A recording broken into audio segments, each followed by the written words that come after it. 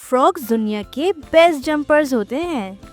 कुछ फ्रॉग्स अपनी body length से 20 गुना ज़्यादा दूर तक जंप करते हैं। फ्रॉग सिर्फ अपनी लंग्स से नहीं बल्कि अपनी स्किन से भी ऑक्सीजन लेते हैं। इसी वजह से वो पानी के अंदर या गीली जगहों पर आराम से सरवाइव कर पाते हैं। कुछ फ्रॉग्स के टीथ होते हैं और कुछ के तो बिल्कुल भी नहीं, पर ये कभी भी अपने टीथ से खाना नहीं खाते, वो बस अपना खाना सोलो करते हैं। गोल्डन पॉइजन फ्रॉग दुनिया के सबसे ज़्यादा पॉइजनस फ्रॉग हैं और ह्यूमंस के लिए बहुत ज़्यादा डेंजरस भी। इसे देखना तो सेफ है पर टच करना बिल्कुल भी नहीं।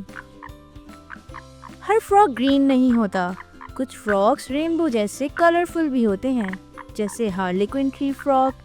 ये कलरफुल फ्रॉग्स रेन फॉरेस्ट में पाए जाते हैं और अपने रंगों से प्रेडेटर्स को कंफ्यूज करते हैं।